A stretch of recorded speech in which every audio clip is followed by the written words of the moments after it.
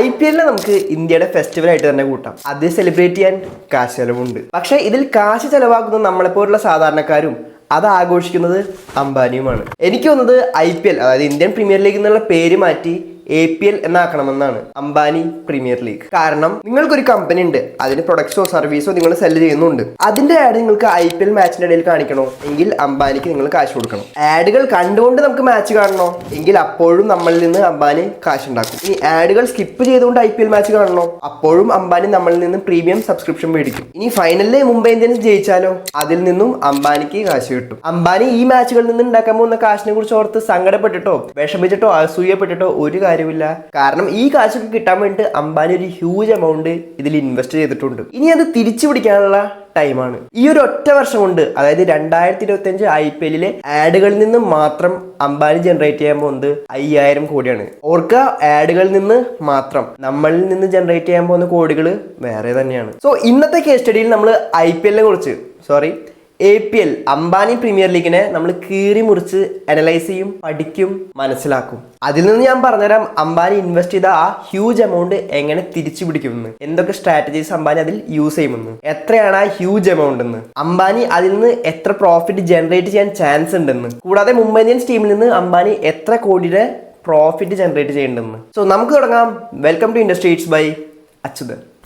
ഞാൻ ആദ്യമേ പറഞ്ഞിരുന്നു, ഈ 2025 IPL ആഡുകളിൽ നിന്ന് മാത്രം അംബാനി ജനറേറ്റ് ചെയ്യാൻ പോകുന്നത് 5000 കോടിയാണ്. എന്നാൽ ആ 5000 കോടി ജനറേറ്റ് ചെയ്യുന്നത് എങ്ങനെയെന്ന് അറിയുന്നതിന് മുമ്പ് നമ്മൾ അറിയേണ്ടത് അംബാനി ഈ ഒരു IPL വേണ്ടി എത്ര കോടി ഇൻവെസ്റ്റ് ചെയ്തിട്ടുണ്ടെന്നാണ്. അതറിഞ്ഞിരിക്കണമല്ലോ. സോ നമുക്ക് ആദ്യം അത് നോക്കാം. അതിനായിട്ട് നമ്മൾ ആദ്യം അറിഞ്ഞിരിക്കേണ്ടത് ബ്രോഡ്കാസ്റ്റിംഗ് റൈറ്റ്സിനെ പറ്റിയിട്ടാണ്. IPL മാച്ചസ് ഏതൊക്കെ ചാനലിൽ കാണിക്കണം, IPL മാച്ചസ് ഏതൊക്കെ ആപ്പുകളിലും പ്ലാറ്റ്ഫോംസിലും കാണിക്കണം, ഇതെല്ലാം തീരുമാനിക്കുന്നത് ഏത് കമ്പനിയാണോ ബ്രോഡ്കാസ്റ്റിംഗ് റൈറ്റ്സ് മേടിക്കുന്നത് ആ കമ്പനിയുടെ തീരുമാനങ്ങൾ അനുസരിച്ചായിരിക്കും. ഏത് കമ്പനിയുടെ കയ്യിലാണോ ബ്രോഡ്കാസ്റ്റിംഗ് റൈറ്റ്സ് ഉള്ളത് അവരായിരിക്കും മാച്ച് ടെലികാസ്റ്റ് ചെയ്യുക. സോ ഇതുവരെയുള്ള IPL ബ്രോഡ്കാസ്റ്റിംഗ് റൈറ്റ്സിന്റെ ഹിസ്റ്ററി നോക്കുകയാണെങ്കിൽ 2008 അതായത് IPL തുടങ്ങിയ വർഷം മുതൽ അടുത്ത 10 വർഷത്തേക്കുള്ള ബ്രോഡ്കാസ്റ്റിംഗ് റൈറ്റ്സ് മേടിച്ചത് സോണി ആയിരുന്നു 8000 കോടി രൂപയ്ക്ക്. എന്നാൽ 2017 കൂടി ഡിസ്നി ഹോട്ട്സ്റ്റാർ കളത്തിലേക്ക് വന്നു. അവർ ഈ ഡിജിറ്റൽ റൈറ്റ്സും ടെലിവിഷൻ റൈറ്റ്സും മേടിച്ചു 16000 കോടി രൂപയ്ക്ക്, അതും 5 വർഷത്തേക്ക്. അതായത് 2 ഇരട്ടി വിലയ്ക്ക്, പക്ഷേ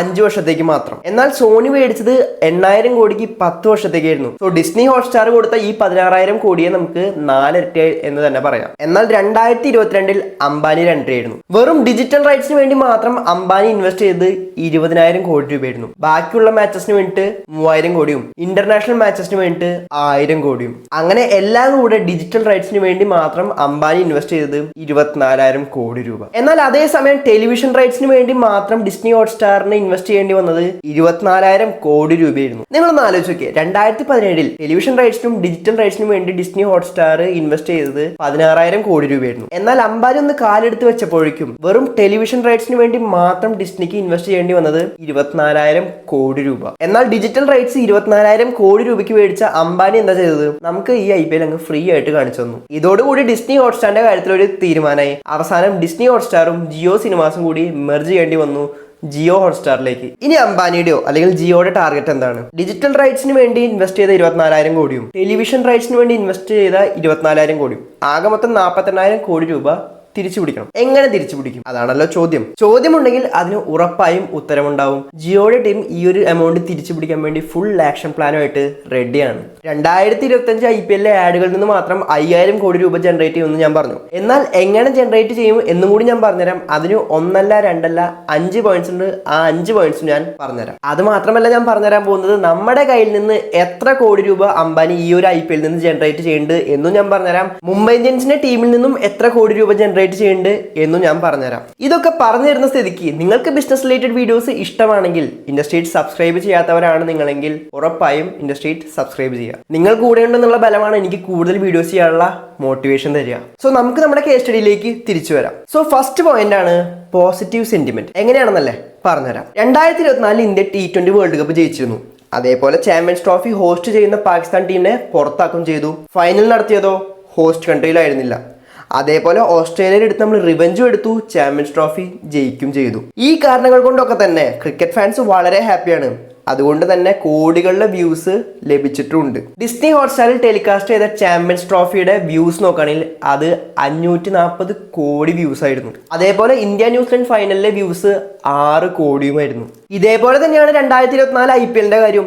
52 കോടി ജനങ്ങളാണ് TV-യിലൂടെ മാത്രം 2024 IPL കണ്ടത്. 42 കോടി ആളുകൾ ഡിജിറ്റൽ പ്ലാറ്റ്ഫോംസിലൂടെയും 2024 IPL കണ്ടിരുന്നു. സോ ടോട്ടൽ നോക്കുകയാണെങ്കിൽ ഏകദേശം 95 കോടി ആളുകളാണ് 2024 IPL കണ്ടിട്ടുള്ളത്. എന്നാൽ 2025 IPL ടോട്ടൽ വ്യൂസ് 100 കോടിക്ക് മുകളിലായിരിക്കുമെന്നാണ് പ്രെഡിക്റ്റ് ചെയ്തേക്കുന്നത്. ഈ ഡാറ്റാസും റിപ്പോർട്ട്സും എല്ലാം എല്ലാ ടോപ്പ് കമ്പനീസിനും അറിയുന്നത് കൊണ്ട് തന്നെ എല്ലാ കമ്പനീസും എത്ര കോടി വേണമെങ്കിലും സ്പെൻഡ് ചെയ്യാൻ തയ്യാറുമാണ്. ടോപ്പ് കമ്പനീസ് ഒരിക്കലും ഇങ്ങനത്തെ ഒരു ഓപ്പർച്യൂണിറ്റി മിസ്സാക്കാനുള്ള ചാൻസും ഇല്ല. പിന്നെ IPL 2025 തുടങ്ങിയത് മാർച്ച് 22 ആയിരുന്നു. അതായത് 9 ദിവസത്തിന് ശേഷം പുതിയ ഫിനാൻഷ്യൽ ഇയർ തുടങ്ങും. സോ പുതിയ ഫിനാൻഷ്യൽ ഇയർ തുടങ്ങുമ്പോൾ കമ്പനിയുടെ കയ്യിൽ വീണ്ടും മാർക്കറ്റിങ്ങിനുള്ള ബഡ്ജറ്റ് കൂടും. എത്ര വേണമെങ്കിലും അവർ സ്പെൻഡ് ചെയ്യാൻ തയ്യാറായിരിക്കും. ഞാൻ ടോപ്പ് കമ്പനീസിന്റെ കാര്യമായിട്ട് ഇപ്പോൾ പറയുന്നത്. പിന്നെ 2025 IPL വേണ്ടിയിട്ട് 32ഓളം ടോപ്പ് കമ്പനീസ് ആണ് സ്പോൺസർഷിപ്പ് ഡീൽസ് സൈൻ ചെയ്തിട്ടുള്ളത്. കൂടാതെ 1100-ലധികം അഡ്വർടൈസേഴ്സ് ആണ് ഇവരുടെ കൂടെ പാർട്ട്ണർ ചെയ്തിട്ടുള്ളത്. പ്രൂഫോട് കൂടിയിട്ടുള്ള ഡാറ്റയോ റിപ്പോർട്ട് ഇല്ല. എന്നാൽ കൂടി 3500 കോടിയുടെ ഡീൽസ് ഓൾറെഡി സൈൻ ചെയ്തിട്ടുണ്ടെന്നാണ് റൂമേഴ്സും ന്യൂസസും ഒക്കെ പറയുന്നത്. അതിന്റെ കൂടെ വേറെയും ഡീൽസിനെ പറ്റിയിട്ടുള്ള സംസാരങ്ങൾ നടക്കുന്നുണ്ട്. സോ 5000 കോടി ആവാൻ അധികം ടൈം വേണ്ടി വരില്ല. സെക്കൻഡ് പോയിന്റ് ആണ് ഹയർ റേറ്റ്സ്.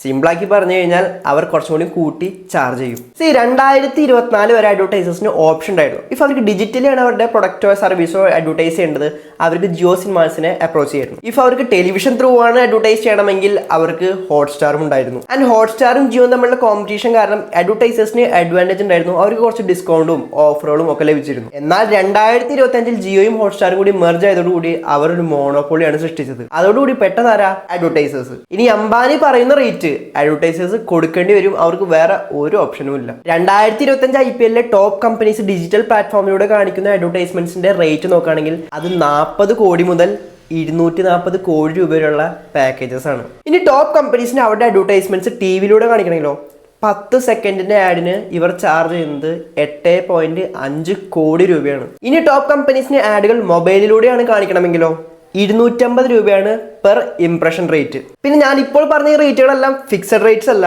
സാറ്റർഡേയിൽ ഒരു റേറ്റ് ആയിരിക്കും, സൺഡേയിൽ മറ്റൊരു റേറ്റ് ആയിരിക്കും, സെമി ഫൈനലിൽ വേറെ റേറ്റ് ആയിരിക്കും, ഫൈനലിൽ വേറൊരു റേറ്റ് ആയിരിക്കും. CSKയുടെ മാച്ചിന് വേറെ റേറ്റ് ആയിരിക്കും, മുംബൈയുടെ മാച്ചിന് വേറെ റേറ്റ് ആയിരിക്കും, RCBയുടെ മാച്ചിന് വേറെ റേറ്റ് തന്നെ ആയിരിക്കും, CSKയുടെ മുംബൈയുടെ മാച്ചിന് വേറെ തന്നെ റേറ്റ് ആയിരിക്കും. ഇനി തേർഡ് പോയിന്റ് ആണ് targeting local companies. എങ്ങനെയാണെന്നല്ലേ?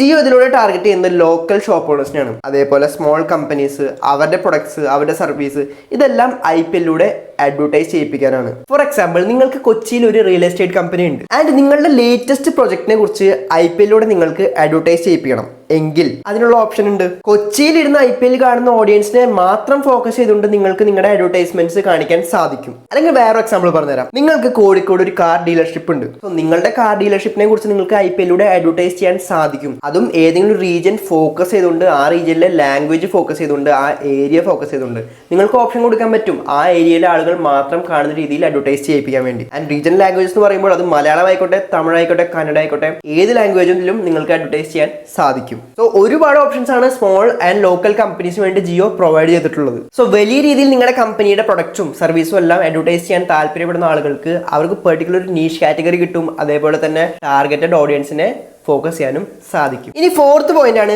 Premium packages. ഈ പ്രീമിയം പാക്കേജ് കൊണ്ട് അവർ ഉദ്ദേശിക്കുന്നത് ഇഫ് നിങ്ങൾ അഡ്വർടൈസ് ചെയ്യുന്ന സമയത്ത് നിങ്ങൾ ടാർഗറ്റ് ചെയ്യുന്ന ഓഡിയൻസ് അത് iPhone യൂസ് ചെയ്യുന്ന ഓഡിയൻസ് മാത്രമാണെങ്കിൽ അവരെ മാത്രം ടാർഗറ്റ് ചെയ്തുകൊണ്ട് നമുക്ക് അഡ്വർടൈസ് ചെയ്യാൻ സാധിക്കും. അല്ലെങ്കിൽ 1 ലക്ഷം രൂപയ്ക്ക് മുകളിലുള്ള ഫോൺ യൂസ് ചെയ്യുന്നവർ മാത്രം ടാർഗറ്റ് ചെയ്തുകൊണ്ട് നമുക്ക് ആഡുകൾ കാണിക്കാനും സാധിക്കും. അല്ലെങ്കിൽ high end smart TV use ചെയ്യുന്ന ആളുകളെ മാത്രം ഫോക്കസ് ചെയ്തുകൊണ്ടും നമുക്ക് ആഡുകൾ സെറ്റ് ചെയ്യാൻ സാധിക്കും. ഇങ്ങനെ സ്പെഷ്യൽ കാറ്റഗറി ഓഡിയൻസിനെ മാത്രം ഫോക്കസ് ചെയ്ത് അഡ്വർടൈസ് ചെയ്യിപ്പിക്കാൻ വേണ്ടിയിട്ടാണ് ജിയോ പ്രീമിയം പാക്കേജസ് ലോഞ്ച് ചെയ്തേക്കുന്നത്. അതുകൊണ്ട് തന്നെ കാശുള്ളവർ കാണുന്ന ആഡുകൾ വേറെ ആയിരിക്കും, കാശില്ലാത്തവർ കാണുന്ന ആഡ് വേറെ ആയിരിക്കും, റീജിയൻ ബേസ്ഡ് ആഡ് വേറെ ആയിരിക്കും, ഏരിയ ബേസ്ഡ് ആഡ് വേറെ ആയിരിക്കും, ലാംഗ്വേജ് ബേസ്ഡ് ആഡും വേറെ ആയിരിക്കും. സോ എല്ലാ നീഷ് കാറ്റഗറി ഫോക്കസ് ചെയ്യാനും എല്ലാ ടാർഗറ്റ് ഓഡിയൻസിനെ ഫോക്കസ് ചെയ്യാനും ഈ ഒരു ഓപ്ഷൻ സഹായിക്കും. അത് അഡ്വർടൈസേഴ്സിന് വലിയൊരു അഡ്വാൻറ്റേജ് ആണ്. സോ ഇതുവരെ നമ്മൾ സംസാരിച്ചത് ആഡുകൾ കാണിക്കുന്നവരെ കുറിച്ചാണ്. ഇനി നമ്മൾ സംസാരിക്കാൻ പോകുന്നത് ആഡുകൾ കാണുന്നവരെ കുറിച്ച്, അതായത് യൂസേഴ്സിനെ കുറിച്ച്.